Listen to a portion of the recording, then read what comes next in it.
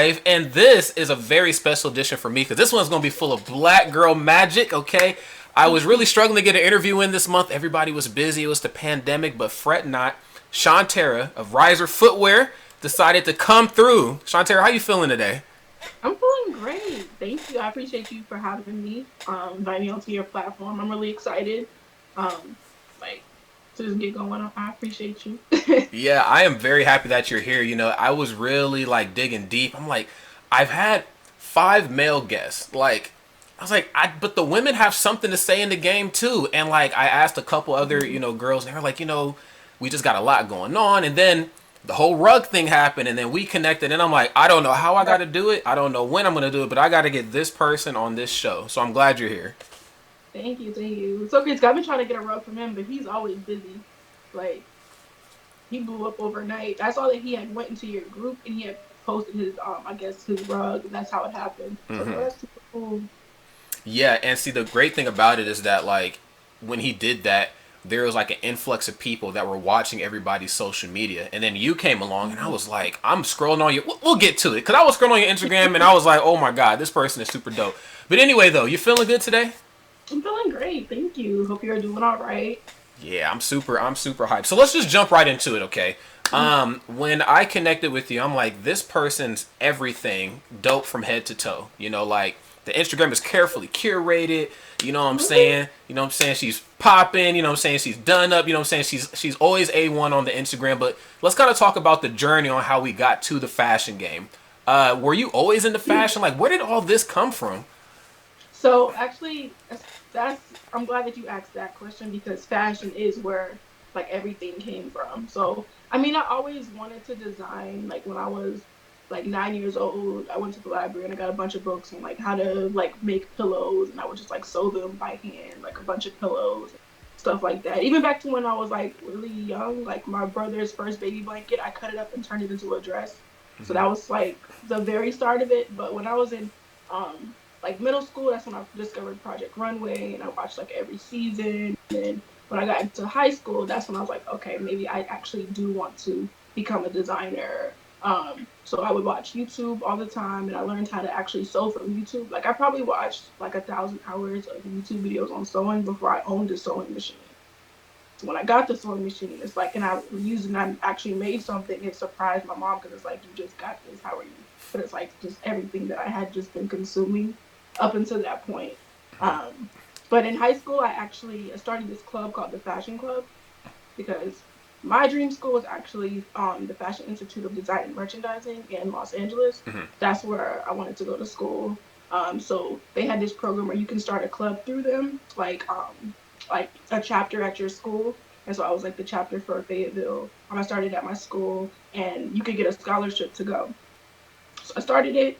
I actually did get that scholarship, but because of the fact that it's like a private institution and like rates for like tuition is pretty high, and also like room and board was like the thing that kind of kept me from being able to go there.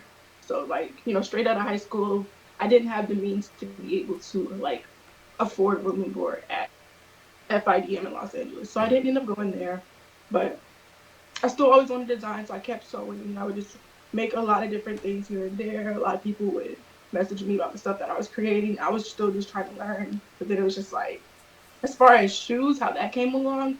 I remember I was going through one of my course catalogs for FIDM because I want to try it again, maybe. And then like when I was going through the course catalog, it was a section that said footwear design. And so I just like read that whole section. I had never really read it before, but it's like I knew that I like shoes. Like that's the first thing that I choose before I do my outfit, everything. Like I really like shoes. But it never was like on the radar to like make shoes because it wasn't something that you see every day. Like with clothing, you see mad people making clothes, mad people being fashion designers and making clothing. But it's like shoemaking, it was kind of like at this time, right now it doesn't seem like this anymore, but like 5 years ago when I was like searching for shoemaking classes, it was like a lost art. Like it was still like if you search shoemaking, would you see like cobbler and stuff like that? You wouldn't really see as mainstream as of stuff as you see now. So it took me probably a year of searching to actually find Brooklyn Shoe Space, which is where I ended up learning and taking a 5-day workshop at. Um, but for that whole year. Because I think when I discovered them, they had just been like made like their 1 year anniversary or something like that. Before I was just kind of like finding people. It was like Italy or this place in, I think it was Washington, but they didn't really fit like the type of shoes that I wanted to make. Mm. But when I found Brooklyn Shoe Space, it was just they had everything like that I wanted to learn how to make, like sneakers, everything, heels, but like especially like the sneaker part.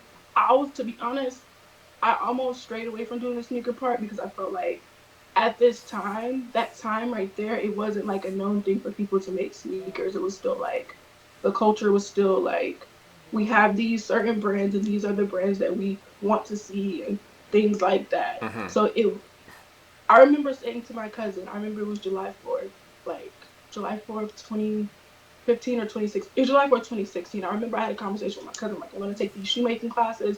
I want to learn how to make shoes. Like, I was thinking, like, oh, I'm going to go there and make a boot, but I really did want to make sneakers. But I was like, I don't know if I make a sneaker if it will be, like, received well because people are so cult about sneakers. Mm-hmm.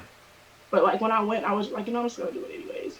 And plus, I had won this raffle for Aglet Italy shoelaces, and I was like, I need to use these in my design. So that's what I did. And it actually was received pretty well. And I didn't expect it, but I still just did it anyways. Mm-hmm. But it's like, but something in me told me that like shoemaking was going to be something that was going to be popping in the future Mm-hmm. because like we were starting to see like Brooklyn Shoe Space came up, Shoe Surgeon was around at that time, not at the level he is now, but he had emerged. He had actually taught some courses at Brooklyn Shoe Space too. Um, but something like deep in me told me like shoemaking is about to be like huge. But I didn't know anybody around me that made shoes, and that's what made me want to really dive into it because I was trying to figure out like why is that. But like I was like I saw when I would go to the page and I would see people actually make shoes, so it's possible. So I don't know. I just became obsessed. Like I would stalk their page every day, like just seeing the new classes that they had, and I was like, oh, I picked whatever class that was set out for a faraway time that'll give me enough time to save. And I remember I did a GoFundMe. Oh. Like when I first discovered I wanted to do shoes, this was like I said, 2015. Mm-hmm. 2016 is when I took the class.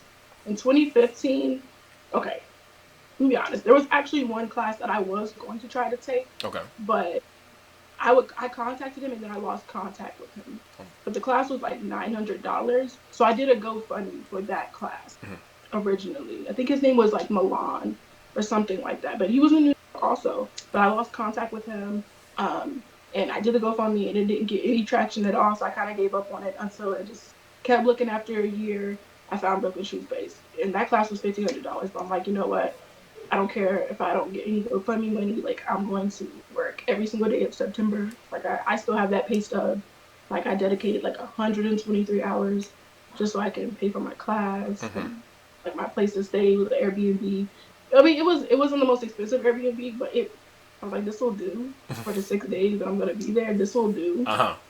I took a friend with me too, just because like I'm in New York for 6 days, like for the first time. Like so, I took a friend with me, um, and so it's a lot of stuff in between there. But like, I hope I was able to kind of sum it up. If you have like any other questions, like in between, we can like go into those No, I'm different gonna things. be real with you. I've had a lot of people on this show, but this you are like the most talkative, and I like it because there's a lot of people. You know, this you feel like a lot of times creative people are very shy and they're like you really have to pull them out of themselves. But you like, I'm glad what I'm saying. You just hitting the ground running with it. So let's ask about the upbringing here. Like, were you around a lot of fashion? Because I know you mentioned Fayetteville, but then you also said New York as well. Like, I hear a little New York in your lingo. So where did the Really? fashion upbringing start from?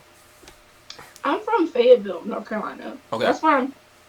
New York. I'm not from here. I moved here 4 years ago to just to go to that school because I just needed to be close as possible to that school. I didn't care where I stayed at. I just wanted to be close to the school. Mm-hmm. But I'm from Fayetteville, North Carolina. My background is really like military, family type of thing.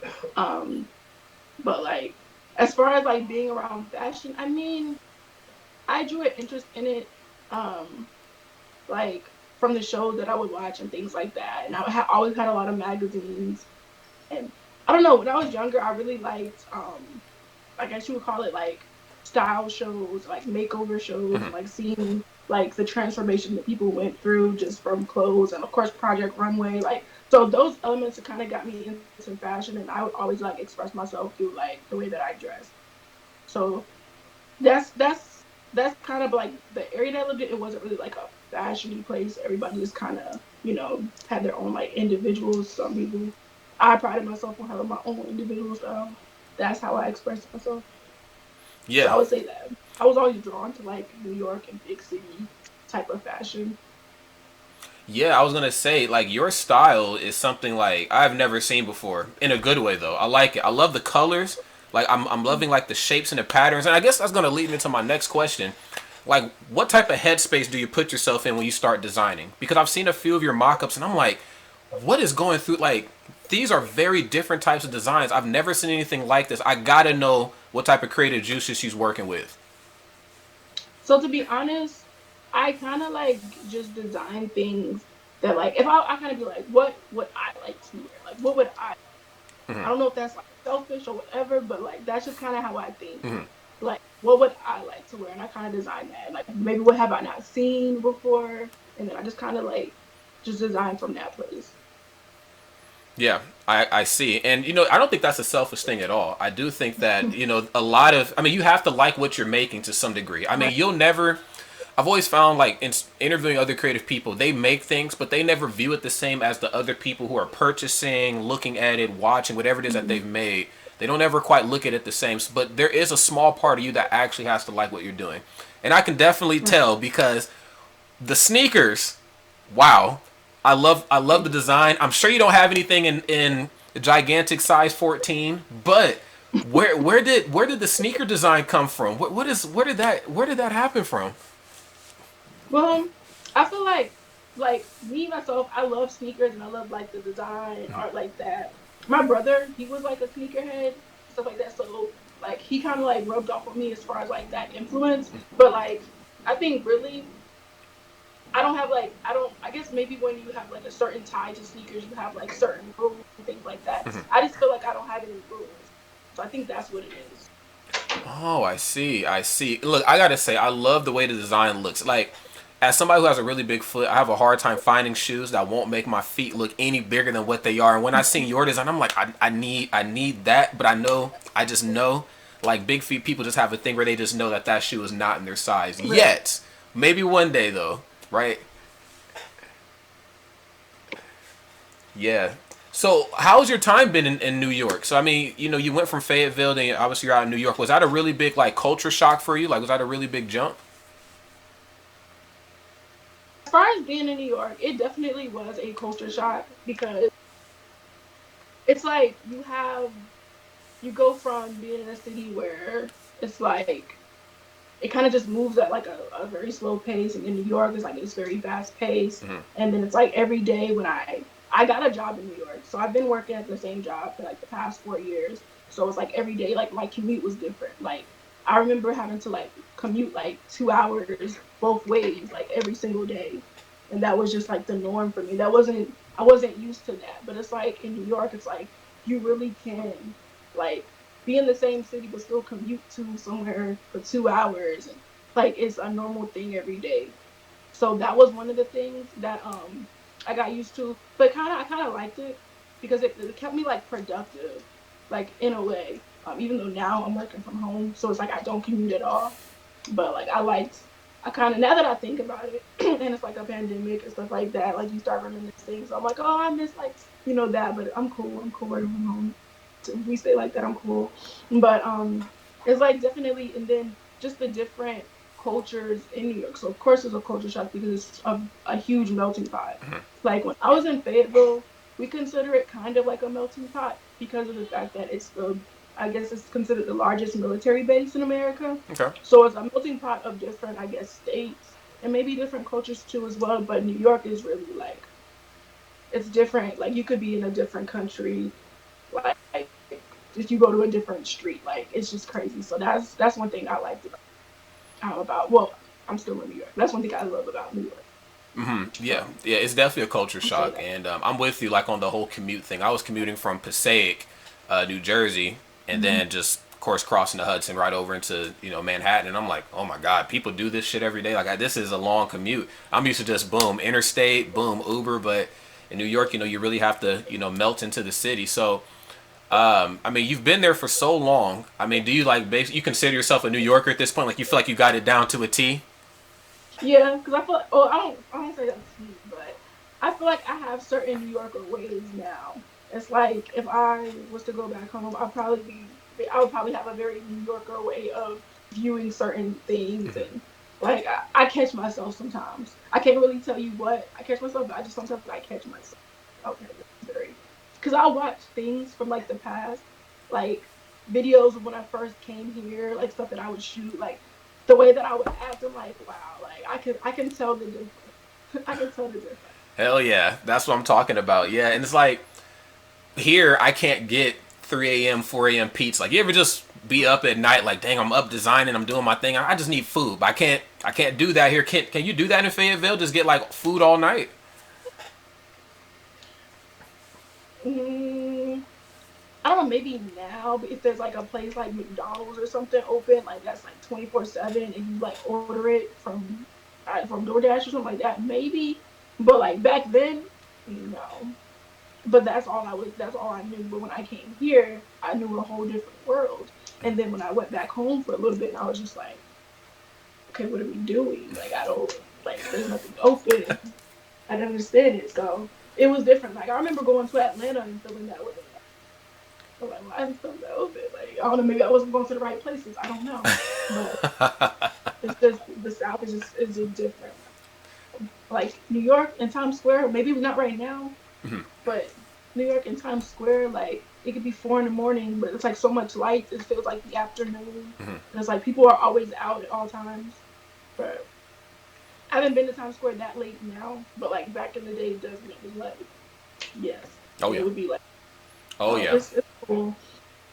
So, you seem, I mean, obviously, you're here right now. You've been doing a lot of great stuff. You're a very goal oriented person. So, you got the class that you wanted to take and then you couldn't take it. And, of course, you use that as motivation to just do better for yourself. Like, what are some of the goals you have? I mean, and again, I don't obviously know you very well, but I'm on your Instagram. I'm like, she looks like she's done a whole bunch of shit. Like, what else is left on your plate? That's so crazy because like I really critique like all of like my Instagram, like, oh, I need to do more, I need more content. Of course, we always want more, but I guess sometimes we forget to reflect on what we've already done, what we already have, like in the context of what it is, and not just what we feel like it should be. Um, but as far as like how you said, like how do I like plan out like my goals? So I kind of do it like little by little. Like honestly, it's like I'll have like a specific goal, and then I like break it up into different things that I have to do to achieve that goal. Which I feel like that's how a lot of people plan. But it's just like, what are the actions that I have to take? Like for me, trying to do the class, it was okay. I need to have the money for this, so it's like, what do I do to get the money for this? So it was signing up for the overtime, and it was just a bunch of different things in between that I had to do to actually be able to achieve that goal. So um, even now, I keep a planner. I have like a goal planner that I bought from one of my friends who sells like who has a goal planner business. So I bought one from her. It's like a 90-day planner. Like it has like different sub things and milestones you can check off, things like that. So I really keep notebooks on deck all the time. Like today I didn't have a pen and I was freaking out because I knew I brought my pen. Like I have to have a notebook and a pen all the time because I always have to write. Like I always have to write. Like yes, I have my iPhone and it has like the notes section, but like typing things out doesn't feel the same way to me as writing. Like I write everything, and it's like I like looking back at my notebooks and seeing the stuff that I've written down and see how many things have actually like came to pass from what I wrote. Like did like different people that I wanted to work with, and like seeing the fact that I go back and like I actually did get to work with those people, like different things like that. But yeah, writing definitely.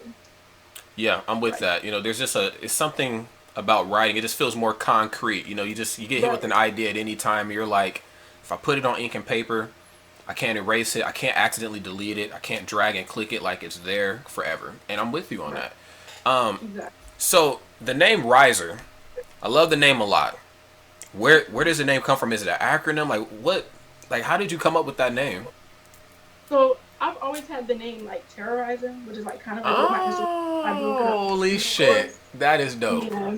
But terrorizer was like all from my whole like since middle school has been like one word, terrorizer, which is Terra is of course Shanterra, but Terra is what people call me because that's like it's easier than Shanterra, right? Of course. So terrorizer was like a nickname that I came up with like when I was mad young, and it just always stuck with me. Like it's crazy that I'm like the age that I am now, and it's still like my nickname. Like my mom even calls me, but like so Terra Riser, like the Riser part is really like when I just separated that and just put Riser as my brand name, it's really just kind of like rising from every like fall, every difficulty, which I feel like it fits. At first it was Terrorizer as in like I'm just like crazy and I just act a fool, blah blah blah blah. Like 14 thought I was a rapper and all that stuff. So that's what it used. But now, like I just put riser, it represents something a lot more meaningful, which is like I said, just like rising from every challenge, the difficulties, different things like that. Like even the F&X on what my collection name is Phoenix. So it's F&X, which is like Phoenix. That goes hand in hand with the riser. It's like rise of the Phoenix. So there was a point, a lot of people, if they have been following me for a while, they noticed that there was like a drop off. Like I experienced a time where I just wasn't like engaged on social media, like just I wasn't really designing. It's because and there was that was a point where I felt like my career, like a part of what I wanted, had kind of died in a way. So right now with Phoenix, it's like the rebirth. So it's like the rebirth, the rise of Riser, basically. It's like rise of the Phoenix. So Wow. that's tying all of that together. Holy shit. I was telling people, I was like, Terror, and I was like, I wasn't putting it together. Like, what the fuck? That's some That's smooth shit. because you Wow, wow, said wow, river. wow, wow, wow. That is some smooth shit. Oh my god. Wow. So yeah, so Terrorizer and then Phoenix. But you know what though? I mean, yeah, you take a break, whatever, but then you came back. And it kind of just goes to show like your work was so strong that people were waiting for you. I mean, you have built this thing. And then of course, you fall out of love with it, then of course you just need more inspiration, you come back to it. But your fan base, it seems like they came back and they double tripled. I mean, am I wrong to assume that? No, and it is crazy because I spoke to somebody and I was just like, I'm not even sure. Like when I got the feeling and like this is what I love to do. Like even though I had been gone so long, I'm like, this is what I need to do. I got rid of different things in my life that were hindrance to me or making me feel like I couldn't, whatever that was causing me to feel the way I was feeling, different things, different habits. When I got rid of those things and I sat down and I made a plan and a goal to myself that I'm going to return and do what I love, and I'm just going to, at first, I'm really just going to do it for the love of it because I need this. To be honest, I need this. And so, but then it was like, I still want to have my line too. Of course, I want to do that.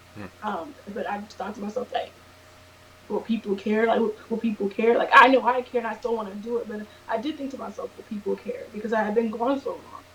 So when I did come back and to get the response that I got when I came back, it was very like, wow. Like, it was kind of like, and what if I just decided to like drop it? You know what I'm saying? Like, it was, yes. And so this time around, I feel like a lot of my mindset has shifted because it's like I'm so grateful for like you said, my fan base, people who support me. I'm so grateful for the people that support me and who are still rooting for me and things like that. I'm so grateful for them, for some of the mindsets that I was in before and the type of things that I used to let bother me or um in the past, like comparing myself and things like that, and like trying to get validation because I was so early in my process, and of course I'm female and all those different type of things where a lot of times people will try to not take you serious and feeling as though I needed to prove myself to the industry and things like that. I don't Those aren't things that I care about anymore.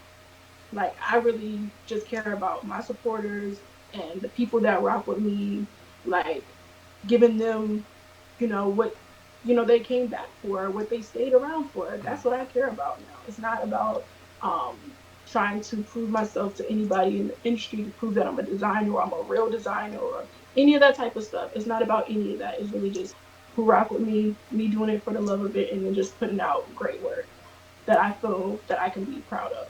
Hell yeah, they can't stop the black girl magic. I don't care how hard they do it. It's unfucking stoppable. Okay, I've seen it with my own eyes.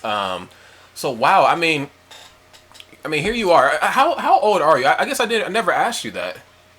I'm 26. I turned 26 in December. All of this at 26, and it seems like, of course, you're still striving. Like you're eating, Yeah. all right, but you're not full. Of course, there's still so much more. So let me ask you this: here you are right now. Like you've done all these great things. Have you ever?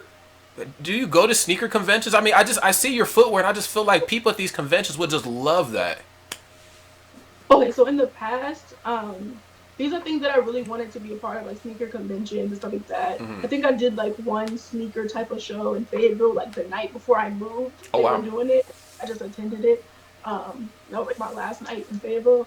But I've went to events. Like I like went to I think it was 4 years ago today. There was a World Sneaker Championship event. Like I get memories on my Facebook about stuff that I went to, and there was one in at NYC 33 at Foot Locker. I went to that 4 years ago, like the World Sneaker Championship event. I would go to different events like that. And I remember I would just bring my shoe along.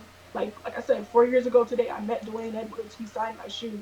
Like I spoke to one of the engineers from Yeezy and got some advice. And one of the advice that he gave me 4 years ago was, you need to set a goal to yourself, and that's big to me, setting goals for myself. So you know, I can be accountable to myself. And he was like, you need to set a goal. Like if you're not where you need to be by a year, because I had just moved to New York. He was like, if you're not where you need to be by a year, that you'll pack up and leave. And I was just like, wow, that's kind of like, that's crazy. But it's like it really like got me into that zone. Like, wow, a lot can change in a year. Like, how am I gonna make the most of this year? Of course, different things have happened, but once I picked myself back up over the course of moving to a place and getting settled in and crazy stuff happening, whatever, um, and I got to a place where I can really go hard again, like how I want to, and free of anybody else's, you know, whatever. So I think it was almost a year to that conversation. I was able to get my first two samples made of my shoe. Mm-hmm. So I think it was either that same week of that 1 year, like mark. That's when I got my samples finished. Wow. So So let me ask you. yeah, So you're in, obviously you're in New York and you're doing your thing. Like the whole being a small fish in a big pond shit is not bothering you. Like you're out there, you're killing it, you're grinding.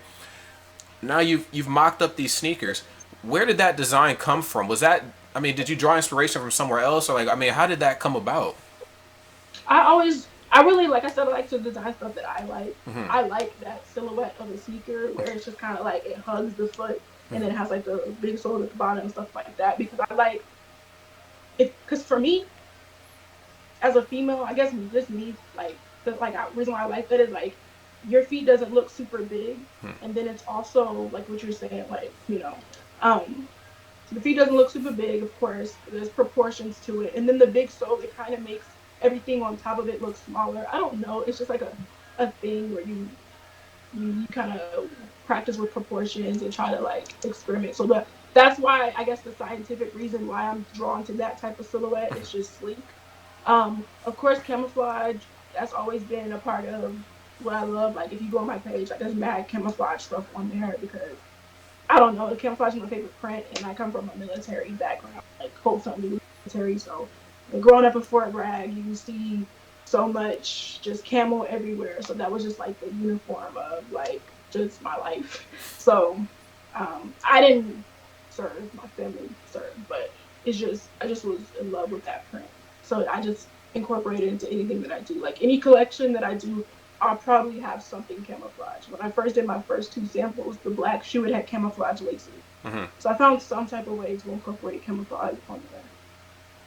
I love the camel print because I feel like, and I'm not as fashionably inclined as you. Okay, like I mean, but I still come from the feet up like yourself. I just, on the way up, I just kind of trail off. Like all the inspiration goes into the feet for me. But I was watching. I'm friends with a couple girls on Instagram, and by a couple I mean a lot. And I'm looking at their, camo is coming back. Like when we were kids, because we're only a year apart. But I'm like watching like No Limit, and I'm watching Cash Money, and it's like camo everything, and I'm like, I've always Right. liked it, but I feel like nobody was trying to dabble in it and bring it back. So I'm glad that you did. Like, did that even bother you at all? Were you like, I don't give a shit if anybody else likes camo. I like camo. I'm bringing it It's back. crazy.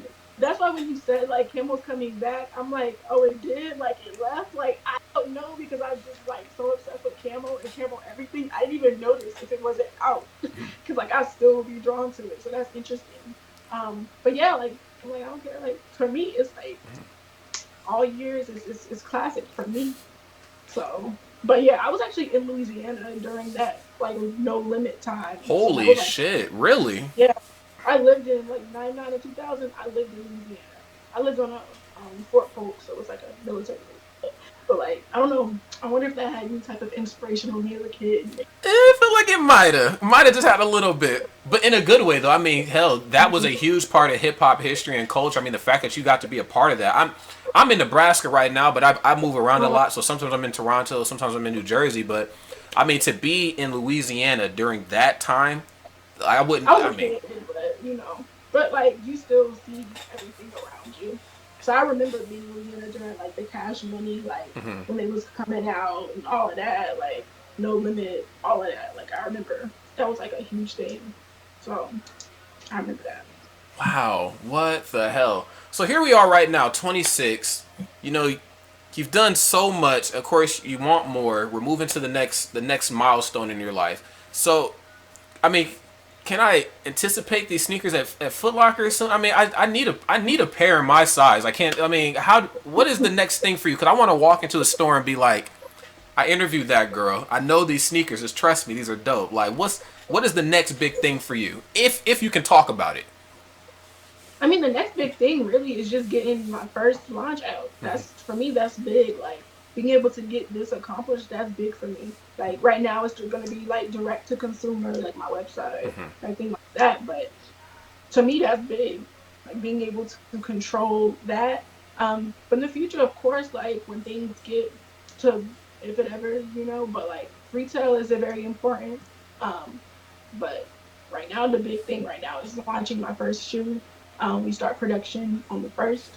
Um, well, we resume production on the first, and I'm excited to be able to, start posting those production updates, like getting all of my email subscribers excited and keeping them up to date with what's going on. I did run a survey to like just collect, shoe sizes and to see what sizes everybody wears, just to see what I should be putting a lot of the efforts on as far as like what sizes should we carry more of, that type of thing. So we got a really good response. We got like 75 responses from that email. And that's pretty, for me, that's pretty good data for me to know exactly what I should be looking at. So that's really going to help us when we start um, planning out the production run side of things. So all of that I'm excited about. Everything about the process is huge, big to me, down to picking the packaging and all of that. All that is exciting to me. So I'm excited. I'm excited Just too, because I mean, first and order it's those all about out. data at this point in time. I mean, especially right now where, just being close to other human beings could potentially get you killed. All you really have is that online data. Let me ask you, do you have a pair with you by chance? Is it possible I can get an up close view? I mean, while we're here, is that possible? I wish. I really wish I could. Uh, I had to send them in for a photographer to get like pictures taken for my website. So because of like the snow and things like that, there've been a lot of delays. But I should have them soon. I'll be able to post more vids, to more content and things like that. But yeah, I wish I could, do the little unboxing for y'all right now. Ooh, man, an unboxing was setting off. Maybe we'll do another one of these, and we'll do an unboxing or something because I need to That'd see be those cool. up close. That'd be so cool. So I'm down for you like camo? Do you foresee yourself maybe dabbling in any other types of materials as well too? Like maybe like leather or like patent leather or anything, or is you just specifically that. like the camo look? No, I like camo. As far as prints, camo is like one of my favorite prints. As far as like materials, leather is my favorite material to use. But I love to experiment with different materials. Definitely. So you're gonna see a lot of different range of materials and colors and things like that. Like my what I coined my aesthetic to be as a statement minimalism. So I want to make the biggest statement in the most minimal way that I can. Maybe so what I consider minimal might be doing a lot to some people, but maybe what I consider doing a lot might be minimal to somebody else. But for me, I feel like I can find the perfect balance of statement and minimalism put together. So that's what you're gonna see in the material choices, the color choices, silhouette choices, different things like that. Yes. So I'm really excited. Like I'm starting to work on my second collection now because I finished the first collection. So I'm really ready to start on my second collection and getting those get that worked out. I'm excited. I'm excited, but I really feel like you're gonna see the leathers and the different things like Yo, I am a big fan of patent leather, and like I do a lot of that. weddings and stuff. So I'm trying to Right. like grown man to throw it on with a suit or something. You know what I'm saying? Like just sprinkle a little bit of game on some of these people in these corporate meetings. They'll never know, but I'll be like, yeah, man, y'all don't I even mean, know about I these. think you'll like the new one too. Then, like once we start doing that, I think you'll like the new collection too as well. I haven't shown everything from the first collection. Yet I've only shown like a little bit, but as like the months go by, you'll start seeing more. Also, join the email list. Link is in the bio. Say on Instagram at Terra RIZR. But you can join the email list, and I'll start showing like first looks of things on my email list. And I'm also wanting to start a YouTube as well. I'm still deciding what type of content do I want to make exclusive to the email, also that type of thing too. But that's one thing that one of my goals is to start the YouTube. But of course, I got the little sub things in between there until I get to that. Yeah, because like you said, you got the 90-day planner, so I already know you got the Right. next 12 moves already planned out. You just got to get through these ones first. I'm with you. Right. I am definitely with you on that. So, the YouTube content, what type of stuff do you think you come out? I mean, I would subscribe. I mean, just based off of this conversation here and what I see on Instagram is, I mean, I'm already having a really great time, but what type of content would you put out? I would really, to be honest, I kind of now I'm thinking back to what I like to see. Like, what type of content do I like to watch on YouTube? I like to see things like day in the life is cool as well, but kind of like a mix of like informative as well. Like I watch a lot of like informative things too, but also just want to show like have we seen like somebody starting their shoe company? Like have we seen it? Have we been able to see like all the different steps of that happening? That's what I would want to see. That's what would have helped. Like I don't say would have helped me, but it would have been like a binge for me. Like knowing what I wanted to do, like it would have been a binge for me. Like watching somebody start their shoe brand and like everything they do in between that and like seeing the shoe come out, like that's something that I watch.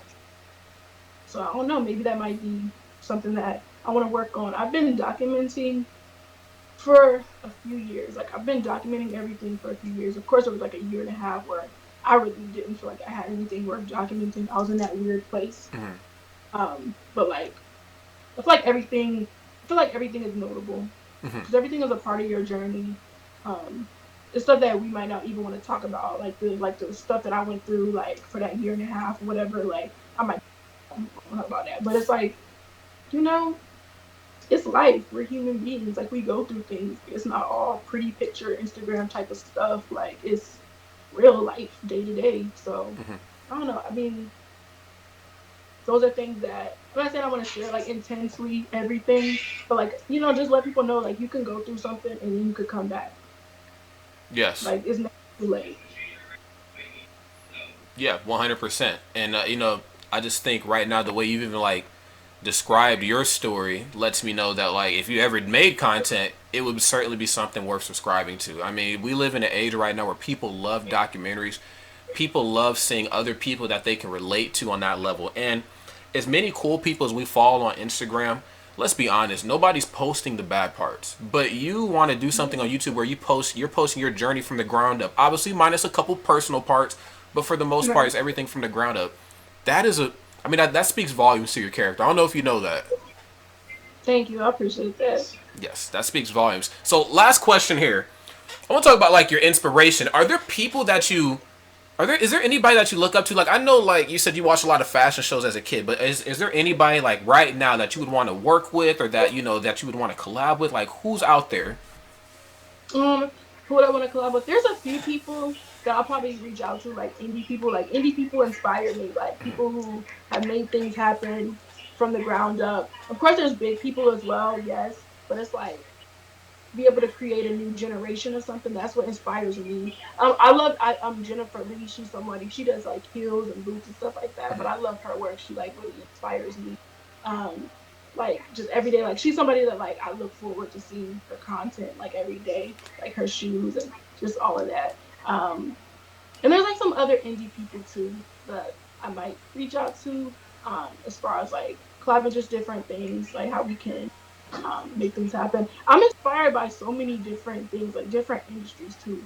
Like I'm inspired by the nail industry, the hair industry, I can like tell because, you know what I'm saying, right, it's like late today, you know what I'm saying? You got the nice done up nails. I see you. I see you working.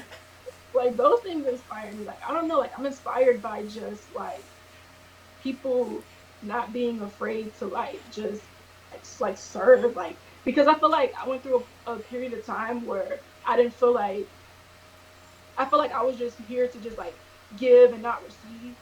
But it's like self care and things like that is something that's very like important to me, and just like being like just living out like being the best version of yourself and just being unapologetically just fabulous, and just like I said, of course it's not picture perfect, but it's like when you do the things that make you happy and what makes you feel the best, those are things that inspire me.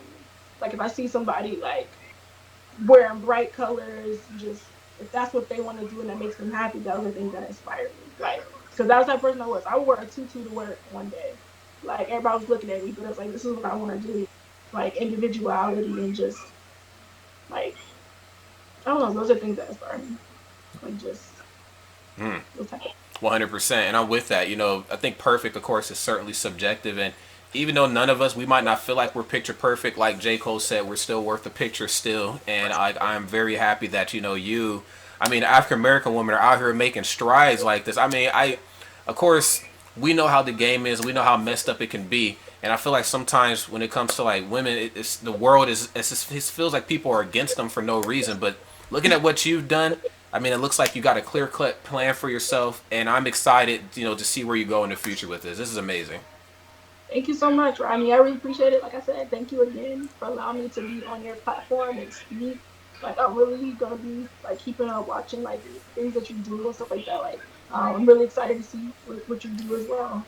Oh, you know, I'm just a guy being a dude. That's all I can really say. I don't really have too much planned right now, but do you have anybody that you want to shout out? Any social media platforms? I mean, we got a couple people in the chat watching. I just want them to know where they can find you. Okay. On Instagram at Terrorizer, TERRA_RIZR. Um, so that's where you can find me as far as like on Instagram. That's where I'm mostly at. And then my RIZR Footwear is linked in the bio on Instagram as well. Nice. And so yeah, you can guys follow the links and things like that. And then the email list too. You said that you have an email that you send out, and that Yeah. they can find that in your bio as well. Yeah, so if you click on the link in the bio, like on my Instagram, it says click for a riser, and it'll just show you like the email list. It'll show you like this live that we're doing. I put that as one of the things. Um, yeah, and it has the email list on there too. You can click on it; it'll take you right to it. Perfect. Feel very. I mean, I can't say it enough. I'm happy that you're on here. I'm happy I was able to sprinkle some Black Girl Magic on this podcast. I was really trying hard, but everybody's busy, and I don't want to apply no pressure. It's a pandemic, but I mean, I don't have the biggest platform in the world, but I definitely want to get different types of people from different walks of life, like you were talking about as well. So, Shanterra, big thank you again for coming on to the show. Thank you so much. I appreciate it. Like these are opportunities I'm very grateful for to be able to speak. Like thank you. Yes, absolutely. And everybody in the chat, thank you again for tuning in. It's F.A.K.E Expo Online, number 5. We've done 5 of these so far. Holy hell, time is flying. Hopefully in a year we can have Shanterra back, and I'm sure, you know, she'll be out in LA doing whatever it is she wants to be doing out there. I'm excited to catch back up with you on the next part of your journey. All right, thank you so much, Rodney, and bye guys. Chat. See you guys. Bye-bye.